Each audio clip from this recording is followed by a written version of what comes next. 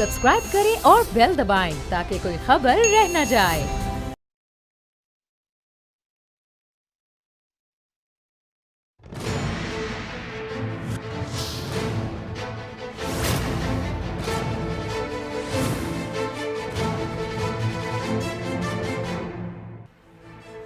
अस्सलामुअलैकुम, मैं नूरुल आरफीन सिद्दीकी और आप देख रहे हैं मेरी जंग।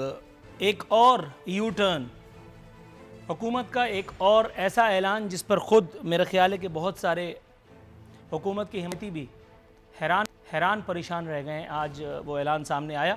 वजारत इत्तलात में हैरत अंगेज़ तब्दीली का ऐलान कर दिया गया। मोहतरमा फिरदौस आशिक आवान साहिबा की विकेट लेकर उन्हें ओहदे से बरतरफ कर दिया गया और उनकी जगह मोहतरम जनाब शिबली द ग्रेट फराज साहब वफाकी वज़ीर इत्तलात मुकर्रर। मुआविन खुसूसी के ओहदे पर lieutenant general retired Asim Salim Bajwa साहब की तकर्रुरी भी अमल में आई है। क्यों, ये आज हम अपने मेहमान से पूछेंगे, लेकिन इससे पहले हम ज़रा बात कर लेते हैं मोहतरमा फिरदौस आशिक आवान को ओहदे से हटाने की उन हैरत अंगेज़ दास्तानों की जो आज शाम से मुख्तलिफ़ टेलीविज़न चैनल्स पर मुख्तलिफ़ स्क्रीन्स पर जो है वो चल रही हैं। बताया गया है कि हुकूमत के इश्तिहारी बजट से मोहतरमा फिरदौस आशिक आवान साहिबा ने 10% कमीशन की कोशिश का इंकशाफ किया है। मतलब इस पर तो किताब लिखी जा सकती है। 10% पे आपने वज़ीर की विकेट ले ली। और यहाँ पता नहीं क्या क्या कहा जाता था, वो बरतानवी मीडिया ने मिस्टर 10% पता नहीं क्या फलाना ठिकाना, मुल्क के आला तरीन ओहदे तक चला गया झाड़ू फेरता हुआ, किसी को पता नहीं चला। गुड, इसका मतलब है अब तब्दीली आई है। अब आप इल्ज़ाम सुनिए और सर धुनिए। बगैर इजाज़त 2 सिक्योरिटी गार्ड रखने का इल्ज़ाम ये अच्छा है यार। ये बिल्कुल नहीं उस पुलिस वाले की तरह जिसको जब आपका चालान करना है तो वो आपकी जुराबों की कलर पे भी एतराज़ करके और आपको चालान पकड़ा ही देता है। साथ ही साथ खिलाफ कानून 3 गाड़ियां, एक स्वीपर और एक गार्डनर पीटीवी का ले करके और वो उसको इस्तेमाल में लाने का भी इल्ज़ाम है। बताया गया कि इन्हें अपना ज़ाती मुलाजिम बनाए रखा गया। मतलब गज़ब खुदा का। फिरदौस आशिक आवान साहिबा बेचारी, वो तो इलेक्शन भी हार गई थी। मैंने इस पर प्रोग्राम भी किए हैं। मैंने मुतअद्दिद मरतबा ये सवालात भी उठाए कि गैर मुंतखब रुकन को आपने वफाकी वज़ीर मुआविन खुसूसी बराए इत्तलात लगा दिया। चलो लगा दिया सो लगा दिया, वो बस स्कैंडल वो काफ़ी था। मतलब ये सब जो है ये सब तो पीनट है, ये सब तो बिलावजह की बातें। मतलब ऐसा लग रहा है। अब है कितनी काबिल कबूल वजह ही जानेंगे अपने मेहमान से। आगे बढ़ते हैं। सिंध में जो है वो कोरोना फैलाव की अनोखी हैरत अंगेज़ तरीन वजूहात जो है वो सामने आई हैं। मोहतरमा बख्तावर भुट्टो साहिबा फरमाती हैं कि इमदाद के लिए कतारें लगीं, कोरोना तो फैलना ही था। उस पर दिलजले अवाम वो फरमा रहे हैं कि राशन दिया नहीं जाता, बातें करवा लो। कोरोना को आए हुए खैर से 1 महीने से ज़्यादा हो चुका और अब तक पूरे 4.5 लाख अफराद को राशन दे पाई है ये सरकार। कोरोना अगर 1-2 महीने और झक मारता है हमारे साथ तो 4.5 को 2 से ज़रब दे लीजिए, 9 लाख अफराद को राशन दे पाएंगे। बाकी लोगों को या तो डिसोन कर दीजिए या तो फिर इस्तीफ़ा। लेकिन इस्तीफ़े वाला काम यहाँ हो नहीं सकता। आगे बढ़ता हूँ। बख्तावर भुट्टो साहिबा ने बेनज़ीर इनकम सपोर्ट प्रोग्राम की शफाफियत पर लेक्चर देते हुए फरमाया कि ये एक ऐसा शफाफ तरीन प्रोग्राम था। अब ये कैसा शफाफ तरीन प्रोग्राम था ये मैं आपको बताता हूँ, क्योंकि ये मैंने नहीं बताया, ये मुझे सरकार ने बताया, मैं तो सिर्फ दोहरा रहा हूँ। ये कितना अच्छा शफाफ तरीन प्रोग्राम था कि जिसमें ग्रेड 18, 19, 20 जैसे जो है वो मुस्तहिकीन भी हज़ारों की तादाद में मुस्तफ़ीद हुए। ये मैंने नहीं कहा भाई, इमरान खान साहब से पूछ लो, उन्होंने कहा मैं तो सिर्फ दोहराने का गुनहगार हूँ। बख्तावर साहिबा कहती हैं कि नक़द रकम तकसीम किए बगैर हम बेनज़ीर इनकम सपोर्ट प्रोग्राम चलाते रहे, इस पर वो नाजा नहीं। मैडम आप तो जादूगर लोग हैं। राशन भी कहाँ बटा है, चीफ जस्टिस साहब को कहना पड़ा, लेकिन आप राशन की तकसीम का भी क्रेडिट लेते हैं। तो जादू करिश्मे मौजज़ात तो पीपल्स पार्टी की ज़मील में बंद है। मतलब इस पे तो कहानियों की कहानियाँ कही जा सकती हैं। शहबाज शरीफ साहब बोले हैं कि जी चीनी रिपोर्ट में ताख़ीर दर हकीकत डाके की तस्दीक है। शाहिद खाकान अब्बासी साहब ने उनकी आवाज़ में यारी तस्वीर तो बदल दो, हंसी आ रही, खुदा खौफ करो यार। ये लाहौल वला कुव्वत। रिपोर्ट में ताख़ीर जो है वो एतराफ़ जुर्म बताया शाहिद खाकान अब्बासी साहब ने। दूसरी जानिब मुतासरीन नैब की जो फहरिस्त है वो ज़रा थोड़ी सी तवील हुई है। जावेद लतीफ़ साहब नैब के ऊपर उन्होंने आवाज़ उठाई है। उन्होंने कहा है कि एंटी करप्शन ने मुझे क्लियर कर दिया, लेकिन नैब से क्लियरेंस लेने के लिए मुझे बनी गाला से सर्टिफिकेट लेना होगा। उन्होंने ये भी कहा कि हम 4 लोगों की गिरफ्तारी से कश्मीर की आज़ादी मुमकिन है। अब कोई अपने बारे में इस कदर हुस्न ज़न में कैसे मुब्तला हो सकता है, ये है आज का सवाल। मैं अपने मेहमानों का तारुफ करा देता हूँ। साथ जनाब शौकत द ग्रेट बसरा साहब पाकिस्तान तहरीक इंसाफ से, सिद्दीकुल फारूक साहब पाकिस्तान मुस्लिम लीग नवाज से, और यहाँ स्टूडियोज़ में मेरे साथ मौजूद हैं बनफ से नफीस मोहतरम जनाब डॉक्टर सोराब सरकी साहब पाकिस्तान पीपल्स पार्टी से। तीनों मोहतरम मेहमानों को अपने शो में खुशामदीद कहते हुए हस्ब रिवायत हस्ब दस्तूर शौकत बसरा साहब की मौजूदगी से फ़ायदा उठाते हुए उन्हें खुशामदीद कहता हूँ। शौकत साहब कैसे हैं?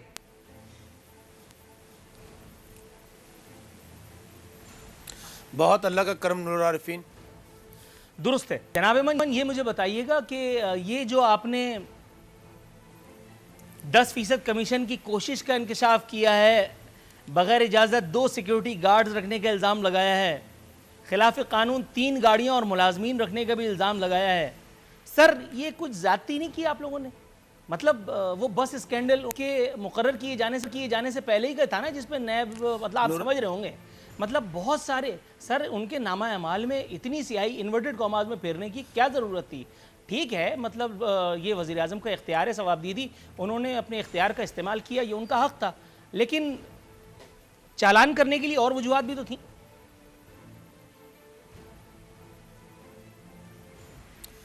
नूर आरिफीन, पहले तो अल्लाह से दुआ है कि तमाम आलम इंसानियत पर रहम फरमाए और ये जो कोरोना वायरस से पूरी दुनिया को अल्लाह ताला महफूज रखे।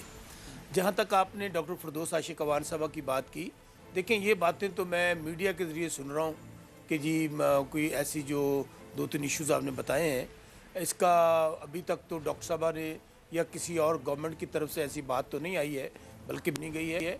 लेकिन डॉक्टर फिरदौस आशिक अवान साहबा ने 1 साल बतौर इंफॉर्मेशन एडवाइज़र काम किया है। मेरी अपनी राय ये है कि उन्होंने बहुत मेहनत के साथ, बहुत जानफशानी के साथ पार्टी को डिफेंड किया है, पार्टी पॉलिसी की तर्जमानी की है। बाकी प्राइम मिनिस्टर का ये प्रोगेटिव है कि वो किसको कब पोस्ट करते हैं, किसको कहाँ लगाते हैं, किसकी क्या जिम्मेदारी देते हैं। तो मेरे ख्याल में डॉक्टर फिरदौस आशिक अवान साहबा ने अपनी इनिंग्स बड़ी ज़बरदस्त खेली है। जो जिम्मेदारी इनको दी गई थी उन्होंने बड़ी ज़बरदस्त तरीके से निभाई है। बाकी फिर आपको पता है कि तब्दीली तो आपने देखा कि प्राइम मिनिस्टर इमरान खान ने केपी के अंदर भी, वफाक में भी और पंजाब में भी जहाँ हमारी हुकूमतें हैं वहाँ पे बहुत सारी लोगों की पोजीशंस चेंज की हैं। बिल्कुल दुरुस्त है सर। ये जानना चाह रहा हूँ कि जब वफाकी वजीर इत्तलात शिबली फराज साहब उनकी नामजदगी जो है वो अमल में आई है, बात समझ में आने वाली है, लेकिन कुछ वजूहात अगर आप बताएं मुझे, ताकि मैं थोड़ा सा अंडरस्टैंड करूं, हमारे नाजरीन को भी पता चले। मुआविन खुसूसी का इजाफी ओहदा फिर क्रिएट किया गया और वहाँ lieutenant general retired Asim Salim Bajwa साहब की तकर्री जो अमल में आई है, इसकी क्या ज़रूरत थी जब वहाँ शिबली फराज साहब वफाकी वज़ीर इत्तलात कुल वक्ती वफाकी वज़ीर मुकर्रर कर दिए गए?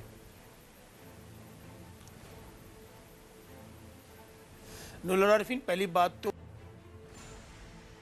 प्राइम मिनिस्टर एक वो उनको आइनी तौर पर रख सकते हैं, गैर आइनी काम नहीं है। पहली बात तो ये है।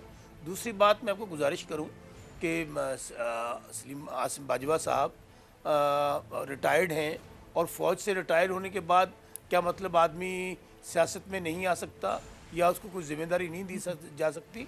बहुत सारे लोग हैं जो माजी में भी मैं समझता हूँ कि की पोजीशंस पे रहे, बल्कि अगर मैं सिद्दीकुल फारूक साहब की मौजूदगी का फ़ायदा उठाते हुए इनके पास तो बहुत सारे रिटायर्ड जनरल्स हैं जो सियासत में हैं, बहुत सारे इनके टेक्नोक्रेट्स भी हैं जो फ़ौज से रिटायर होने के बाद पॉलिटिक्स। दुरुस्त है जनाब अमन, थोड़ा सा तवक्कुफ कीजिएगा, मैं आपकी तरफ आता हूं। भी उन्होंने बिल्कुल ठीक है, गॉट योर पॉइंट।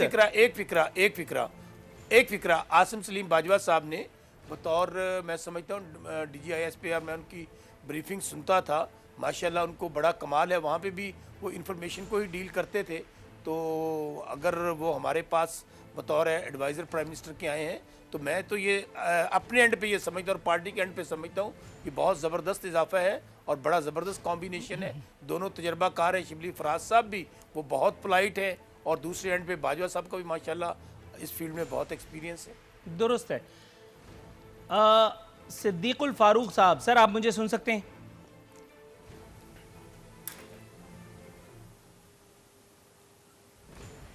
जी बिल्कुल, आपकी आवाज़ आ रही है। जनाब, सवाल मेरा यही है, लेकिन एक बयान सामने आ गया, वो बयान भी इससे करीब करीब मेल खाता है। वफाकी वज़ीर मनसूबाबंदी और तरक्की जनाब असद उमर साहब फरमाते हैं हम कोरोना की वजह से बहुत बड़ा इंतज़ामी तजुर्बा करने जा रहे हैं। सर, पाकिस्तान कुछ लैब सा नहीं महसूस होने लगा है तजुर्बेगा? हम यहाँ तजुर्बे दर तजुर्बे कर रहे हैं। कामयाब हो गया तो ठीक है, नहीं कामयाब हुआ तो फिर दूसरा कोई तजुर्बा कर लेंगे। कुछ फरमाइए इख्तिसार के साथ।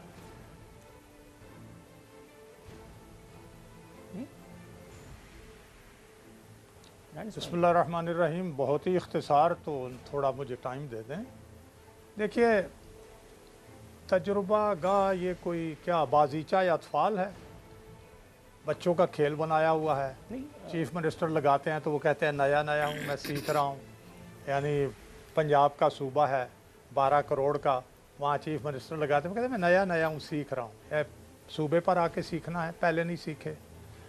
मरकज़ में हैं इमरान खान साहब तो वो सीख रहे हैं। अभी मेरे भाई ने कहा तब्दीली ये तब्दीली है, जो तब्दीली मुल्क में, और जो अपना तरीन साहब ने कहा कि मैंने उन्हें कहा कि भाई ये स्ट्रक्चरल चेंज लानी है, ये आप क्या कर रहे हैं? ये इस तरह का ये खेल जो हैं उनमें ये कोरोना आ गया तो आप ये और बात कर रहे हैं, ये मईशत तो पहले ही तबाह कर बैठे। अच्छा, अब फिरदौस आशिक अवान साहब पाकिस्तान की पाकिस्तानी हैं, ख़ातून हैं, पार्टियां उन्होंने तब्दील की हैं, लेकिन जो इल्ज़ामात आए हैं वो उससे पहले भी उनका जो नैब में मुकदमा था वो कहीं आगे पीछे कर दिया। तो इस तरह के जो लोग, और इनको सारे देख लें आप, अपना पेशावर KPK का हवाले से आप देख लें, मालम जब्बा देख लें, BRT देख लें, इमरान खान साहब का अपना केस देख लें, ये सारी बातें, ये शेर याद आ रहा है कि हैं कवाकिब कुछ, नज़र आते हैं कुछ, देते हैं धोखा ये बाजीगर खुला। ये आप और देखेंगे, ये ज़रा सा थोड़ा दाएं बाएं हो तो इनकी ऐसी ऐसी करप्शन की होश रुबा दास्तानें सामने आएंगी।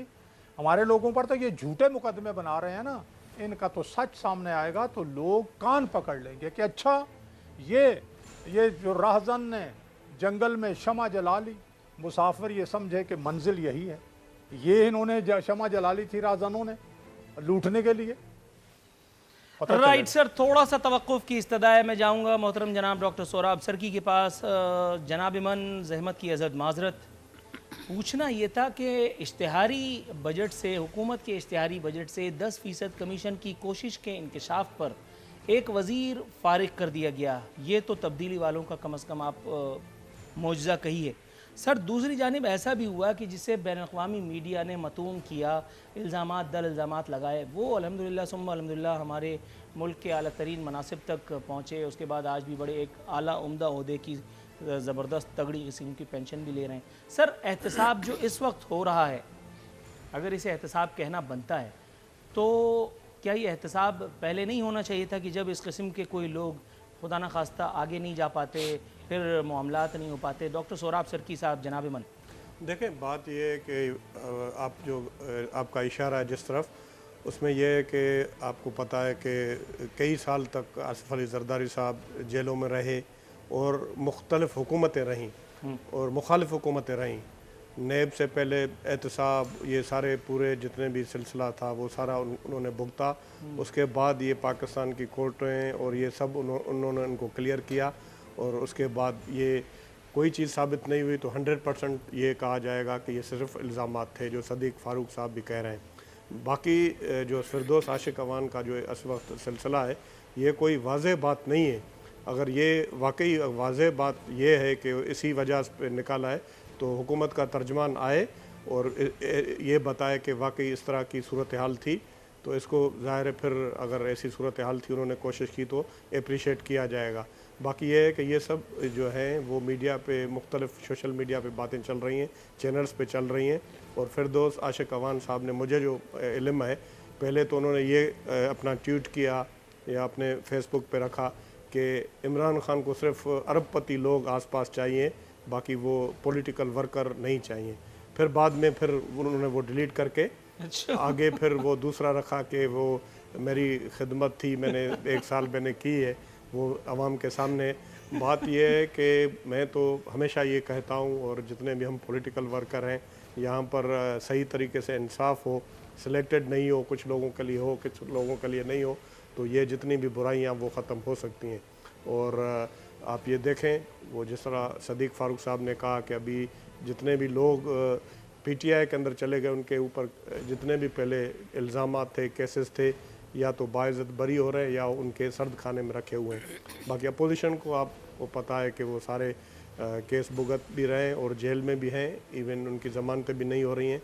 और ये सारी सूरत हाल में तो दुरुस्त है सर। आपने इशारा कर दिया मेरी अगली खबर की तरफ। आरिफिन एक फिक्रा नहीं सर, ऐसे कैसे एक फिक्रा कहने? नहीं, पूरा पहले सवाल सुनेंगे फिर एक फिक्रा। मतलब इससे ज्यादा मैं संभल के बात कर नहीं सकता, वो भी जब आप सामने हो। थोड़ा सा तवक्कुफ कीजिएगा, पहले सवाल सुन लीजिए। साहब का अभी मैंने असल में एक फिक्रा ले ले, मेरा एक फिक्रा ले ले। 20 मिनट पहले मैंने उनका ट्वीट देखा है, उन्होंने प्राइम मिनिस्टर का शुक्रिया अदा किया है, और दूसरा उन्होंने ऊपर जो इल्जामात लग रहे हैं जो मीडिया पे आए, उन्होंने उसकी सख्ती से तरदीद की है। अब सवाल कीजिए। Fair enough, fair enough. जनाब ये मुझे बताइए, एक खबर बता रही है कि आईपीपी स्कैंडल में हुकूमत का मुलव्विस ग्रुपों और शख्सियात के खिलाफ कार्रवाई का बड़ा फैसला।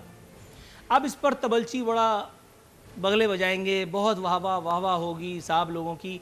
सर ये तो सिर्फ इस तरह की खबरें छपवा करके तालियां बजवाने वाली बात है। पहले जहांगीर तरीन साहब एंड कंपनी के खिलाफ वो जो 25 तारीख का लॉलीपॉप दिया गया था, उसके बाद फिर एक इल्लत जवाज़ दे करके फिर उसको आगे बढ़ा दिया गया, उसके बाद फिर कोई जवाज़ होगा, उसके बाद फिर कोई जवाज़ दर जवाज़ गढ़ लिया जाएगा। सर आपने क्या हमें वही समझ रखा है जो मैं कह नहीं सकता कि एक नई ट्रक की बत्ती के पीछे लगा करके और फिर आपकी जान छूट जाएगी? ऐसा हो नहीं सकता सर। नूरुल आरिफिन, माजी में तो खैर कभी ये हुआ नहीं। मैं तो सोच रहा था आप अप्रिशिएट करेंगे कि किसी की हुकूमत भी हो और प्राइम मिनिस्टर खुद उसके ऊपर एक्शन लें, कमेटी भी बनाएं और उसकी रिपोर्ट भी पब्लिक करवाएं। और उसके ऊपर अभी आपने 2 चीज़ें आपने डिस्कस की हैं, एक तो आटा और चीनी की रिपोर्ट। देखें उसके हवाले से मैं समझता हूँ कि कहीं ना कहीं से इब्तदा तो होनी थी। माजी में आपको याद है कि यहाँ पर तो कारोबारी टोले थे जिनके अपने कारोबार माजी वाले तो बुरे थे ना, अवाम पाकिस्तान ने उनको मुस्तरद कर दिया। चलिए आपकी जुबान में मैं नूरुल आरिफिन और बात कर रहा हूँ, मैं नूरुल आरिफिन और बात कर रहा हूँ। वहाँ पे तो ना इन बातों का कभी कुछ सबर ही नहीं कर सकता था कोई। ये काम देखिए ना, पहले भी तो हुकूमतें थी ना, ये IPPs हो, ये चीनी हो, ये डॉलर हो, कर्ज उतारो, मुल्क सवार, बहुत सारी ऐसी चीजें आई। क्या कभी दुरुस्त है, लेकिन अभी भी सिर्फ खबरें ही बन रही है ना, मीडिया कवरेज हासिल हो रही है, किसी को ना सजा हुई है, खबरें नहीं, एक घंटे की मेरी बात उसका एक तरीका नूरुल आरिफिन तरीकाकार है ना, तरीकाकार है, मेरी गुजारिश सुने, एक तरीकाकार है। अभी एक उन्होंने 25 तारीख को रिपोर्ट देनी थी। अभी जो लेटेस्ट उसमें ये आया है कि FIA ने 3 हफ्तों की एक्सटेंशन मांगी है। अभी वो कल डिस्कस होगा ये कैबिनेट मीटिंग में। पहली बात चीनी और मैं आटे के मुतालिक IPPs वाले के हवाले से बाकायदा एक कमीशन बन चुका है। उस कमीशन को अभी वो जो नामजद कर देंगे, कौन उसको हेड करेगा। लेकिन ये रेस्ट श्योर, मैं आपको यकीन से कह सकता हूँ, खा हमारी पार्टी से हों, खा किसी पार्टी से हों, आप देखेंगे कि अगर बात यहाँ तक पहुँच गई है कि रिपोर्टें पब्लिक हो रही हैं, ईमानदारी की बात है, अंग्रेजी ज्यादा तो नहीं आती, एक ही जुमला सीख पाया हूँ और ये चैलेंज है, ये बात आप दुरुस्त कहते हैं। अब बहुतेरी कोशिशें की, एक ही जुमला समझ में आया आज तक अंग्रेजी का कि action speaks louder than words. आप जो कह रहे हैं वो सुनने के लिए अच्छा है, बड़ा अच्छा, खुशी होती है सुन करके, लेकिन पाकिस्तान की जो तारीख है और खास तौर पे PTI की अभी हालिया तारीख, उसमें अभी तक कुछ ऐसा दिखाई नहीं देता। लेकिन आप कह रहे हैं तो मान लेता हूँ। थोड़ा सा तवक्कुफ की इस्तदा में आपकी तरफ आता हूँ। नूरुल आरिफिन एक फिक्रा, नूरुल आरिफिन देखिए, सर ये एक फिक्रा जो है ना आपका, ये बड़ा गड़बड़ है। ये अब बात ये दूसरी बार एक फिक्रा हो रहा है, 2 फिक्रे हो गए। अमल आप देख लीजिएगा, चलें देखते हैं, वेट करें जरा, अमल भी देखिएगा। चलें ठीक है। कोर्स आ रही हैं, सिद्दीकुल फारूक साहब, सिद्दीकुल फारूक साहब, सर ये महज इत्तेफाक है जो जावेद लतीफ़ साहब ने आज अपने दिल के छाले फोड़े। उन्होंने कहा कि एंटी करप्शन ने तो मुझे क्लियर कर दिया था, मजीद क्लियरेंस के लिए या फाइनल हतमी क्लियरेंस के लिए जो उन्होंने कहा कि बनी गाला से सर्टिफिकेट लेना पड़ेगा। बनी गाला में किसके ऑफिस की तरफ उन्होंने इशारा किया, वहाँ किसका दफ्तर है? वहाँ तो इमरान खान साहब का मकान, सॉरी महल है। उससे क्या लेना देना नैब का या जावेद लतीफ़ का? क्यों बिला वजह बदनाम करने की ये कोशिश की गई?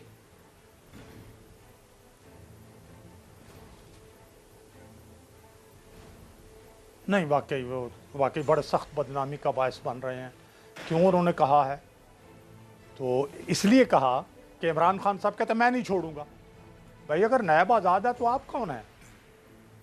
अगर अदलिया आज़ाद है तो आप कौन है? मैं नहीं छोड़ूंगा। आप पकड़ो ना अपने लोगों को। आपने ये कहा था और ये इंटरव्यू हामिद मीर को दिया था कि जनाब अगर करप्शन की बात करते हैं अगर आप, तो उन्होंने कहा हाँ मुझसे शुरू करें, मेरे काबीना के अरकान से शुरू करें। तो अब तो इनकी काबीना में जो है हमा खाना आफ्ताबास सारे वहाँ बैठे हुए हैं, इधर से उधर से। देखे ना, अभी आटे चीनी की बात आपने की, अभी साथ IPPs की बात की। अभी आटे चीनी के जो वो लोग सामने पकड़े हुए हैं, सामने बैठे हैं, रंगे हाथों पकड़े गए हैं, दाएं बाएं करके अब उसमें 1,500 जनाब ब्रोकर शामिल कर दिए। अब वो 1,500 कौन आएगा, उनसे इंटरव्यू लेंगे, उनका जवाब अदालत में पेश होंगे। इमरान खान साहब क्या और भी बहुत कुछ लोग जो हैं वो भी नहीं रहेंगे। तो ये जब अपने चोर पकड़े गए और इनके पैसे जो अपने चोर हैं सामने, जिनमें इमरान खान ने कहा मुझे पता है लेकिन नाम नहीं बताऊंगा, फिर ये बात सामने आई। रिपोर्ट किसने ये लीक की? भाई अगर रिपोर्ट नामुकम्मल थी, इब्तिदाई थी, आपने लीक की, अब मैंने कार्रवाई कर ली है। मेरे भाई शौकत बसर साहब भी कहते हैं ये पहले वज़ीर आज़म है जनाब, इन्होंने लीक की। वो जिन्होंने लीक की वो हमें पता है, वो आप TV वालों से भी पूछ लें, मालिक साहब से। लेकिन जब सामने आ गई लूट मार का जनाब बाजार गर्म कर रखा जिन लोगों ने, और वो लोग इमरान खान साहब के फाइनेंसर भी हैं, तो ये अगर हराम का पैसा था तो इमरान खान साहब के पास हलाल का पैसा कहां से आ गया? क्यों नहीं पकड़ रहे? बहुत पर्सनल किस्म का कोई जुमला है। भाई ये जो सामने चीज आई है इसको पकड़ो ना, सजा दो। फिर मौका दीजिएगा। जी बिल्कुल, मैं आपको मौका जरूर दूंगा। नहीं मेरे भाई, मैं पर्सनल नहीं कह रहा, इमरान खान के अपने अल्फाज हैं। अच्छा, अपने अल्फाज हैं। ठीक हो गया सर।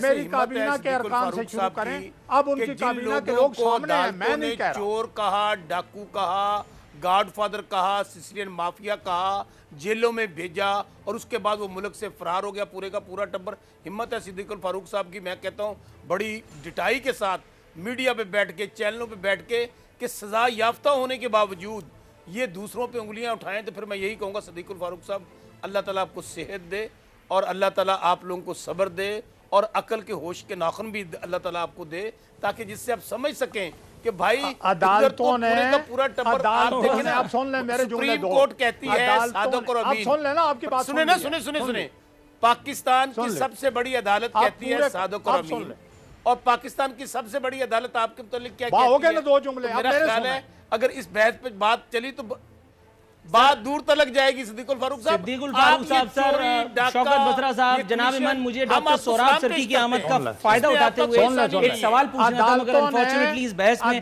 वो टाइम किल हो गया। अब मुझे ब्रेक के बाद वापस आना पड़ेगा। थोड़ा सा तवक्कुफ कीजिएगा। तमाम से इस्तदा है कि थोड़ा सा ब्रेक पर पाँव रखें। मैं यहाँ ब्रेक पर जा रहा हूँ, ब्रेक से वापस आऊँगा तो फिर इंशाअल्लाह ताला कुछ और मौज़ूआत हैं जिनका अहाता करेंगे।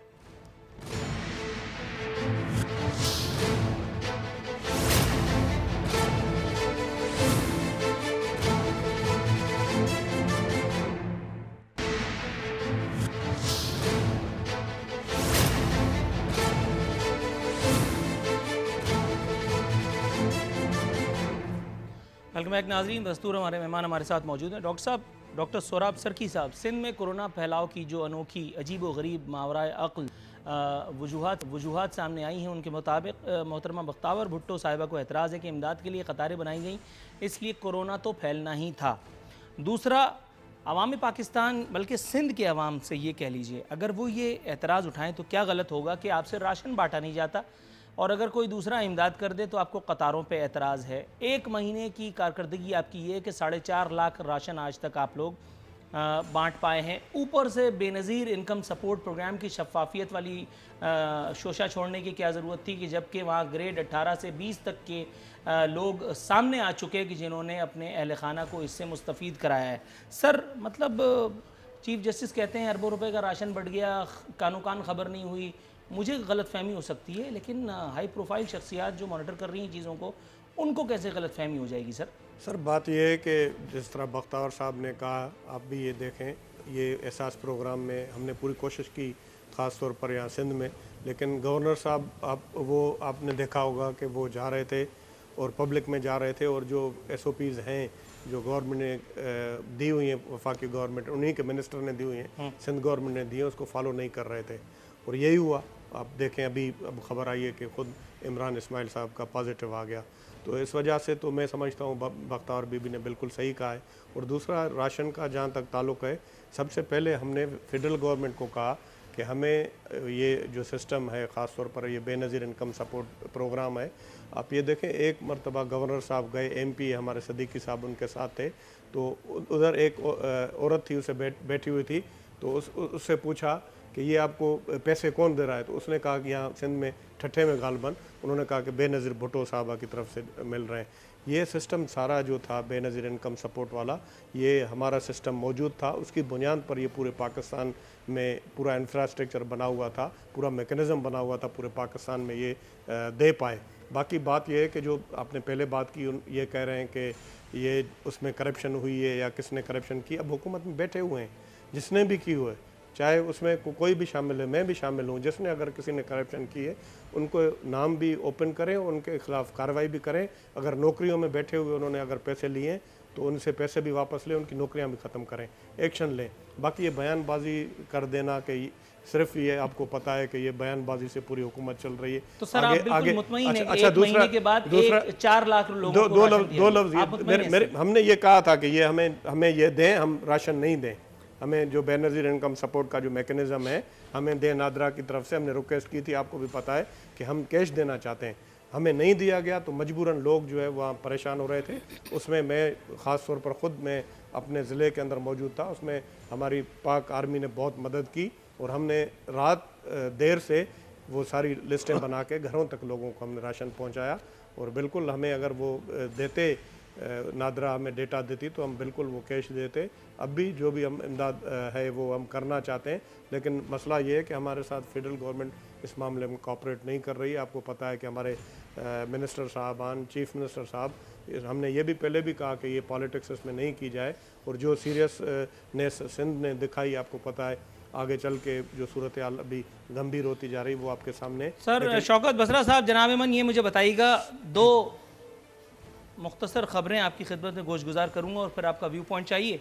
बेरोज़गार होने वालों को फ़ी कस 12,000 रुपये देने का फ़ैसला, छोटे कारोबार वालों का बिल हुकूमत देगी। और दूसरा, पंजाब में 50 लाख नौकरियों के मौक़े पैदा करने का मंसूबा। सर, पहले लोगों की नौकरियां गईं, लाख रुपए कमाने वाला 12,000 रुपये लेते हुए कितना अच्छा लगेगा, और वो भी उसकी किस्मत अगर लकी हुआ वो तो उसको मिलेंगे, वरना तो वो ऐसे ही पंखा चलता रहेगा। एलिजिबल हुआ। दूसरी बात, कारोबार करने नहीं दिया जा रहा। यहाँ सिंध में जो कुछ सूरत हाल है, पूरे पाकिस्तान में जो कुछ है वो आपको पता ही है। अब ये एहसान करके हातिम ताई की कब्र पे जुल्म करने की, लात मारने की खुदा न खास्ता क्या ज़रूरत थी कि आप हुकूमत जो है वो बिल देने वाली है, और वो भी छोटे कारोबार करने वालों का। आज हमाद अजहर साहब का एक अजीब व गरीब किस्म का बयान मेरी नज़र से गुजरा। उसमें उन्होंने कहा कि मजदूर पोर्टल पर रजिस्टर हों ये 12,000 रुपये पाने के लिए। हमाद अजहर साहब को पता है उन्होंने क्या कहा है, या आपको इसकी तौजीह दे सकते हैं? एक मजदूर जिसके पास खाने को रोटी नहीं है, जिसके सर पे जिंदगी एक बोझ है, वबाल है, वो क्या जाने पोर्टल क्या भला है, कैसे रजिस्टर होना है, कैसे होता है? मतलब सर आप लोग कुछ कहिए। नूर आरिफीन, पहली बात एक फिक्रा मैं कहूँगा जो डॉक्टर सराब गुरकी साहब ने कहा। देखिए, गुजारिश ये है कि कम अज़ कम 8.5-9 लाख लोग जो घोसट थे, जो बोगस लोग थे, जो सरकारी अफसरान थे, जो इनके ब्लू आइड बॉयज़ थे जिनको ये दे रहे थे, उनको निकाला गया है, ये ऑन रिकॉर्ड है। और उसके बाद एहसास प्रोग्राम के ज़रिए 1 करोड़ के करीब लोगों को उसमें एंटर किया गया है। और देखिए इसकी शफाफियत इस लिहाज से कि हमने कहीं पे इमरान खान साहब का फ़ोटो नहीं लगा हुआ, कहीं पे वो खुद जाके बांट नहीं रहे हैं, और वो जिन लोगों ने अच्छा मजे की बात ये है बिल्कुल ये जो इमरान खान साहब के बिहाफ पे जो मोहतरमा बांट रही हैं, उनकी हवाले से मुअज़्ज़िज़ अदलिया का स्टेटमेंट मैं अपने प्रोग्राम में शरीक गुफ्तगू कर चुका हूँ कि जिसपे मुअज़्ज़िज़ जज साहब ने ये भी कहा कि जब तक तस्वीर शाया ना हो जाएं गरीब को आटे का थैला नहीं दिया जाता। और मोहतरमा सानिया नश्तर साहिबा नाम लिए बगैर गुफ्तगू हुई है कि वो लोगों को कतार में लगा करके और उनकी सेल्फ रिस्पेक्ट से को मुतासिर कर रही हैं। आप फरमाइएगा। नूर आरिफीन, मैं आपको अर्ज़ कर रहा हूँ कि लोगों को इतनी शफाफियत के साथ ये पैसे मिले हैं। मैं अभी डॉक्टर साहब का भी ज़िला है, मेरा भी भावल नगर साउथ पंजाब में ज़िला है, उनकी इज्जत नफ्स का ख्याल रखा गया है, उनको वहाँ पे खाना फराहम किया गया है, उनकी टेक केयर की गई है, और एक एक आदमी को कहीं पे उसके साथ ज्यादती ये नहीं हुई है कि उसके ऊपर कोई कमीशन खा लिया हो किसी ने या पैसे किसी और को चले गए हो। अभी तक तकरीबन कोई 82 अरब के करीब तकसीम हो चुका है। अच्छा, अभी जो आपने कहा कि हुकूमत छोटे बिजनेस वालों का बिल माफ़ करेगी, देखिए पहले हम्माद अजहर साहब पे आइए, मजदूर पोर्टल पे रजिस्टर करना। 70 साल गुजर गए हैं, मैं उस पे आ रहा हूँ डायरेक्ट आइए। 70 साल गुजर गए हैं। अब बदकिस्मती अपने मुल्क की देखिए कि यहाँ पर अभी तक लोगों का डाटा ही नहीं है। हमारे पास ये नहीं पता कितने लोग जो है सतह गुर्बत से नीचे ज़िंदगी गुजार रहे हैं, कितने लोग मजदूरी कर रहे हैं, कितने लोग दिहाड़ीदार हैं। अभी तक हमारे पास ईमानदारी की बात है, हम भी कोशिश कर रहे हैं उस डाटे को इकट्ठा करने की। जो आप पोर्टल की बात कर रहे हैं ना, देखिए अल्टीमेटली आपको चीज़ों को, अब लोगों को जो है ना, हर ज़िले के अंदर तकरीबन 8171 पे 11 करोड़ मैसेज आया है। आप कह रहे हैं कि लोगों को पता नहीं है। हर आदमी को पता है। आजकल हर गांव के अंदर, शहर के अंदर, छोटे छोटे कस्बों में लोगों को ये पता चल गया कि हमने कहाँ पर एप्लीकेशन देनी है। पोर्टल पे आप जो प्राइम मिनिस्टर का जो कंप्लेंट सेल है पोर्टल वाला, छोटी सी बात होती है, लोग उसके ऊपर एप्लीकेशन दे देते हैं। हाँ, मुश्किल जरूर है। काश मेरे पास वो आंख होती जो हुकूमत में रहने वालों के पास हुआ करती है। थोड़ा सा तवक्कुफ कीजिए। सर मुझे ब्रेक पर जाना है। सर आप पहले तो एक सवाल पूछता हूं, फिर आप एक जुमला कहते हैं, फिर वो वहां से बात पता नहीं कहां चली जाती। सबसे ज्यादा टाइम आपको देना पड़ता है। थोड़ा सा तवक्कुफ कीजिएगा। एक तो आपके मिजाज बड़े नाजुक हैं। सिद्दीकुल फारूक साहब, जनाब मन, ये मुझे बताइएगा, ब्रेक पर जाने से पहले ही मैं ये चाह रहा था कि आपसे पूछ लूं, पंजाब में 50 लाख नौकरियों के मौके पैदा करने का ये जो लतीफा छोड़ा गया है, इसकी अगर आप नजर उतारें तो फिर मैं ब्रेक पर जाऊं। देखिए, 1 करोड़ नौकरियों की बात पहले उनको फुल टॉस दे दिया तो सिद्दीकुल फारूक साहब ने तो बाउंड्री और 50 लाख घर बनाने की, वो 50 घर भी नहीं बने। और अब आप देखें, ये आप गैर शाइस्तगी की बात कर रहे हैं। मेरी बात सुन लें। अच्छा, और उसके बाद ये किया सर, मैंने और बात कि बजाय 1 करोड़ रोजगार देने के, अब मैंने नहीं कहा, प्रेसिडेंट आरिफ अलवी साहब ने कहा कि 22 लाख बेरोजगार हो गए हैं और 24 लाख लोग 2020 और 21 में बेरोजगार हो गए। ऊपर आ गया कोरोना, अब तो 1 करोड़ बेरोजगार। खुदा करे कि ये मेरिट पे 50 लाख रोजगार दें पंजाब में, खुदा करे, लेकिन क्या ये मुमकिन है? नामुमकिन है। अब आप वापस आए तो मुझसे पूछे, मैं आपको 2-4 बातें और अर्ज करूंगा। सर आप बता दीजिए, उसके बाद जैसे ही ब्रेक लेने की कॉल दी जाएगी मैं चले जाऊंगा। आप कैरी ऑन कीजिए।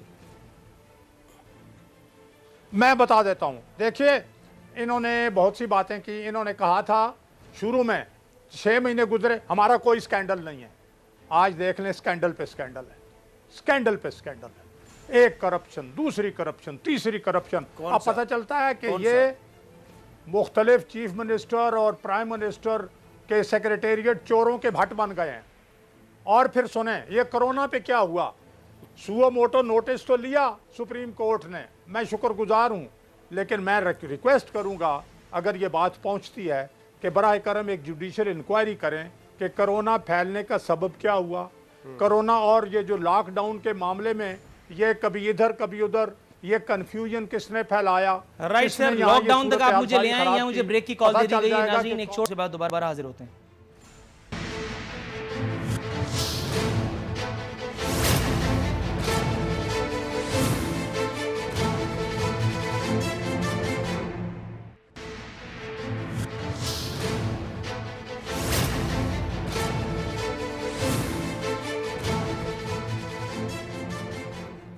नाज़रीन, इख्तितामी लम्हा शो के आन पहुँचे। डॉक्टर सोराब सरकी साहब, सर खबर बता रही है कराची में सैकड़ों तारों की दुकानें खोलने की कोशिश पुलिस ने नाकाम बना दी। दूसरी जानिब सूबाई वज़ीर नासिर हुसैन शाह साहब कह रहे हैं कि वफाकी हुकूमत की जानिब से फ़ंड्स में कटौती हुई। सर, अपने फंड्स में कटौती हुई तो चीखें निकल गई। यहाँ आम आदमी के घर का दाल दलिया चलना मुश्किल हुआ है। पुलिस वालों की दिहाड़ियाँ लग रही हैं। पुलिस वाले एक शटर ऊपर करवाने के लिए 2-3 हज़ार रुपये आराम से ले लेते हैं। अभी परसों मैं घर से निकला हूँ, बाहर निकला तो देखा उस सफ़े मातम बिछी। क्या हुआ बता रहे हैं कि 2-2, 3-3, 4-4 हज़ार रुपये सबसे लेते हुए और वो दुकानें लपेटते हुए चले गए। अब मैं फिर कुछ कहूँगा तो बड़ी बात आगे निकल जाएगी। ऊपर से सिंध कोरोना रिलीफ ऑर्डिनेंस मंजूर, किसी को नौकरी से नहीं निकाला जाएगा।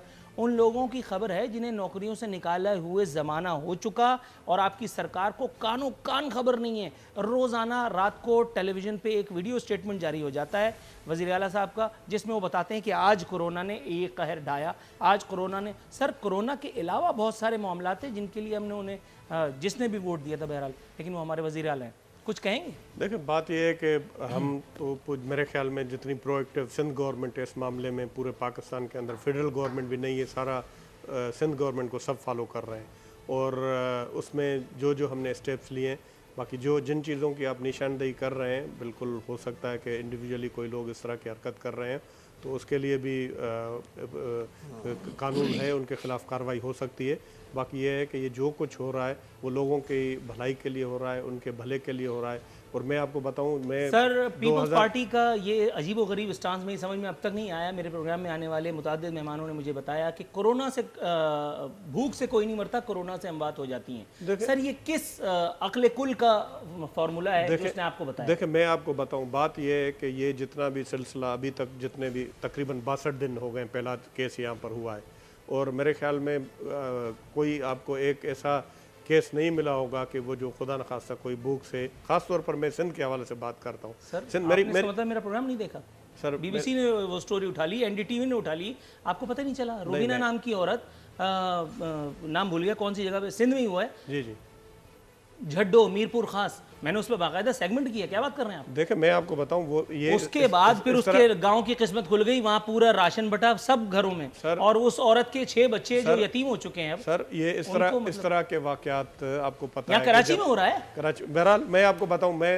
तो ये कहता हूं कि जितना अगर ये सारा सिलसिला जो है, अगर कन्फ्यूजन नहीं होता, प्राइम मिनिस्टर साहब शुरू से कंफ्यूज नहीं होते, जितने भी जो मुखैर हजरात हैं मिलके, जुज़वी तौर पर आपकी बात दुरुस्त है, लेकिन प्राइम मिनिस्टर की confusion has nothing to do with your performance. Sir, performance हमारी, आपको अपना खुद परफॉर्म करना है, ना कि प्राइम मिनिस्टर आके आपकी क्रीज पे बैटिंग करनी है। हमारी परफॉर्मेंस को पूरी दुनिया मान रही है, जो हमने खास तौर पर इनिशियली मान रही थी बॉस, इनिशियली मान रही थी, अब ऐसा नहीं है। अब आपका ख्याल है, हम तो ये समझते हैं कि हमने पूरी कोशिश की है, यहाँ पर पूरी दुनिया इसको अप्रिशिएट कर रही है। और जो सदीक फारूक साहब कह रहे हैं कि उनकी गलत पॉलिसी की वजह से उन्होंने लोगों को आने दिया ईरान से, और पहले कमीशन बनना चाहिए, और बिल्कुल मैं तो ये डिमांड करता हूँ कि जुडिशल कमीशन बनना चाहिए, जो इसके ज़िम्मेवार हों उनको बिल्कुल फिक्स करना चाहिए। हमने तो हतुल इम्कान कोशिश की है, आगे भी कर रहे हैं। और मैं आपको बताऊँ, कराची के अंदर बहुत सारी जो है, सिर्फ गवर्नमेंट नहीं, और मुखैर हजरात जो JDC है, दूसरे यहाँ पर सैलानी है, यहाँ पर पूरे इतना सब कुछ दिया जा रहा है। लेकिन यह है कि अगर हम जिंदा होंगे तो फिर आगे भी बढ़ेंगे, फिर जो है कारोबार भी करेंगे। खुदा न खास्ता ऐसी सूरत हाल हो गई जो कि आप देख रहे हैं, डॉक्टर साहब, ये अमेरिका में ज़ायरीन और तबलीगी जमात को इससे पहले है, और ईरान में, और ये चाइना में, इटली में, फ्रांस में, वहाँ तबलीगी जमात और ज़ायरीन की वजह से फैले ये। सर, वो अल्लाह का नाम माने यार, बसरा साहब, आप खुदा को माने यार। आप तो हमारे साथ होते थे वहाँ पर 4 अप्रैल को, बड़ा अफसोस होता है। आप जैसे नहीं यार, बात वो करें ना जो लॉजिकल हो। नहीं, मैं जाती नहीं कर रहा हूँ, मैं आप इतने अच्छे आदमी हैं, जाती तौर पे मैं आपको ईमानदारी में आपको पसंद करता हूँ। आप यहाँ बात ये है कि वहाँ पे आए तो अल्लाह का अज़ाब है, यहाँ पे आए तो ये सारा सिलसिला जो पहले चला है, जो यहाँ पर पाकिस्तान में वबा फैली है, उसका जिम्मेदार कोई नहीं। इतने लोग मरे, इतना एक हमारा अच्छा दोस्त सनतकार था, NSW मेरे साथ था यहाँ पर, चावला साहब, उनका इंतकाल हो गया। अब क्या बात करते हैं यार, आपकी जिम्मेदारी है, आप मुल्क में आपका प्राइम मिनिस्टर है, आपकी जिम्मेवारी, आपसे सवाल भी नहीं पूछे। ममालिक के अंदर ये वबा है, वहाँ कैसे चली गई है? नहीं, वहाँ पर पहले चली गई, हमें यहाँ पर नहीं आई थी, यहाँ पर हम खुद उसको पकड़ के ले आए, यहाँ पर नहीं आनी थी। अगर सही स्टेप्स हम लेते तो। सिद्दीकुल फारूक साहब, सर मैं पहले जवाब देते हैं हम। जी जी जी जी, जरा जल्दी से अगर आप कंप्लीट करें, फिर उसके बाद शौकत बसरा साहब का नंबर आने वाला है। जी, मैं ये अर्ज करूंगा जी कि शौकत बसरा साहब ने फरमाया कि डाटा सही नहीं है। मैं ये अर्ज करूंगा कि डाटा मौजूद है, लेकिन जब इमरान खान साहब गवर्नर पंजाब यानी गवर्नर हाउस पंजाब में तकरीर करते हुए अपने लोगों को कहें कि अपने हल्के मजबूत करने का मौका है, तो फिर डाटा नहीं मिलेगा ना। फिर ये सियासी काम कर रहे हैं ना आप, कि अपने अपने हलके मजबूत करें, वरना अगर ये ना हो तो फिर लोगों तक ये चीज़ पहुंचे। अभी ये कहते हैं जी इतने करोड़ मैसेजेस आए हैं, मैंने भी 2 लोगों को कहा, वो नहीं उन्हें मालूम था, इस नंबर पे भेजो, जो उन्हें जवाब आए हैं। अगले प्रोग्राम में मैं उनकी वो आपको पूरी तस्वीर बता दूंगा कि उन्हें जवाब क्या क्या आए और किस किस तरह से उन्होंने बम्बड़ पूसे में डाल दिया है, वहाँ से क्या जवाब आ रहे हैं। यार जब नीयत नेक हो और ये जहन में हो कि हमने खुदा को जवाब देना है और हमने अपने अवाम की जान बचानी है, तो बहुत आसान है काम करना, बहुत आसान। लेकिन जब हल्के मजबूत करने का और वज़ीर आज़म कह रहा हो तो फिर कुछ भी नहीं हो सकता, फिर तो सियासत है ना और पार्टी बाजी है। पार्टी बाजी ना जी शौकत बसरा साहब, अब आपकी कॉल है, आप रिस्पॉन्ड कर सकते हैं प्लीज। मैंने ये कहा है कि जुडिशियल एक फिक्रा हुआ है। आपने बात कर ली, मुझे बात कर लेने दें। ये पूरा प्रोग्राम खा गया अब ये एक फिक्रा करके। वो एक मशहूर फिक्रा है ना आजकल, वो एक मशहूर फिक्रा है ना, वो मुख्तारिया नून लीग दे पटवारी भी पैसे ले जाते नहीं पर हुकूमत दसदी नहीं पई। ओ भाई अल्लाह के बंदो, यहाँ पर तो अक्रॉस दी बोर्ड जो उसमें फॉल कर रहे हैं वो पैसे ले रहे हैं। प्राइम मिनिस्टर ने तो ये कहा था कि इस वक्त जो MNAs MPs हैं अपने हलकों में जाके वो जो मुस्तहिक लोग हैं, जो डिजर्विंग लोग हैं, उनकी जाके मदद करें। भाई अकेली हुकूमत ने तो जाहिर है अपने एंड पे करना ही करना है, लेकिन वहां पर जाके हम लोगों को फर्ज है जो इलेक्शन लड़ते हैं, जो वहां से वोट लेते हैं, जो MNA बनते हैं, जो MP बनते हैं, हमारा फर्ज नहीं है किस मुश्किल वक्त में जाके हिस्सा डाले वहां पे। अच्छा जब अच्छा, लेकिन मैं एक बात बता दूं सिद्दीक फारूक साहब आपके लिए, पटवारी भी पैसे ले जाने पे मुख्तार है, हुकूमत 10 तो ये क्यों कहा आपने हल्के मजबूत करो? सही कह रहा हूं, क्यों कहा? आपके लोग भी पैसे लिए जा रहे हैं, तो वो जो कैटेगरी में पटवारी आएंगे या जो भी आएंगे पैसे तो लेंगे। तो मैं ये कहना नहीं चाहता, लेकिन और ये बात हकीकत है, मैंने करी ना, ये बात हकीकत है कि अभी तक थोड़ा सा तवक्कुफ कीजिएगा शौकत बसरा साहब, सिद्दीक फारूक साहब, आपके दाएं बाएं भी लोग आ जाएंगे। जनाब इमान थोड़ा सा तवक्कुफ की इस्तदा है आप दोनों मोअज़्ज़िज़ मेहमानों से। डॉक्टर सोराब सरकी साहब, सर ये मुझे बताइएगा, सिंध काबीना के अरकान ने जून 2020 तक तनख्वाहें ना लेने का फैसला किया है। अगर तो मैं सूबे में नहीं होता तो मैं यकीन कर लेता कि बहुत ज़बरदस्त काम हुआ है। सर जो कुछ काबीना के अरकान को और मतलब आप समझ रहे होंगे जिसको जो कुछ मिल रहा है, उसके बाद अगर आप 2020 नहीं 4020 तक भी तनख्वाह ना लें तो भी काफ़ी है।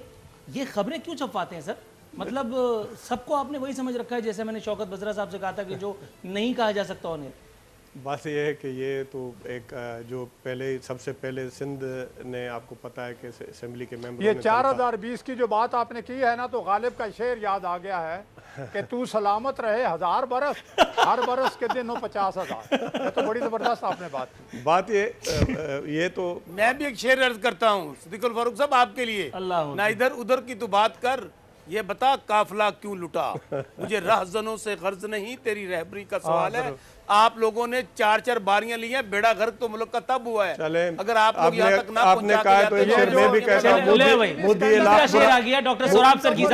मोदी लाख बुरा चाहे तो क्या होता है, वही होता है जो मंजूर खुदा होता है। और काफिला लूटने वाला कौन है? ये गंदम चीनी स्कैंडल बता रहा है। जी डॉक्टर साहब, अच्छा बात ये है कि हम थोड़ा सा डॉक्टर सोराब सरकी को अगर हम सुन लें, कौन लूट रहा है। जी डॉक्टर साहब प्लीज। सर हमने जो भी स्टेप लिए हैं सामने, ये भी एक स्टेप है। इस तरह के स्टेप अगर फेडरल गवर्नमेंट से आए, चारों सूबों से आए, तो एक ये मैसेज जाता है। बिल्कुल आप सही कह रहे हैं, तनख्वाह तो मिनिस्टर की जो भी होती है वो 30-40 हज़ार रुपये, कोई ज़्यादा तनख्वाह भी नहीं होती है, लेकिन यह है कि एक मैसेज जाता है पूरी दुनिया में। जिस तरह मौजूद मुल्क हैं और हुकूमतें वो बताती हैं कि हम इसमें शामिल हैं, बाकी इसी वजह से ये फैसला किया गया है। और सर फ्रंट फुट वैसे जनरल नॉलेज के लिए आपने वैसे पूछने का मौका मुझे दिया, ये कौन सा नेक नाम वजीर है ऐसा पाकिस्तान भर में ऐसे वज़रा भी है जो 30-40 हज़ार रुपए पे कनात करके गुजारा कर लेते हैं? मतलब अंधी लगी। अब ये कुछ ऐसे होंगे, करते भी होंगे ना, you are not even sure. नहीं बिल्कुल, अब मैं तो एक किसी के बारे में कोई सर्टिफिकेट। नाज़रीन ये था आज का प्रोग्राम। शौकत बसरा साहब, डॉक्टर सोराब सरकी साहब, सिद्दीक फारूक साहब, आप तीनों मोअज़्ज़िज़ीन की आमद का बेहद शुक्रिया। नाज़रीन तलब बशरत ज़िंदगी एक बार फिर हाज़िर खिदमत होंगे।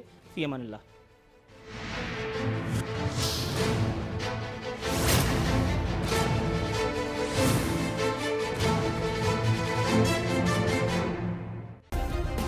सब्सक्राइब करें और बेल दबाएं ताकि कोई खबर रह न जाए।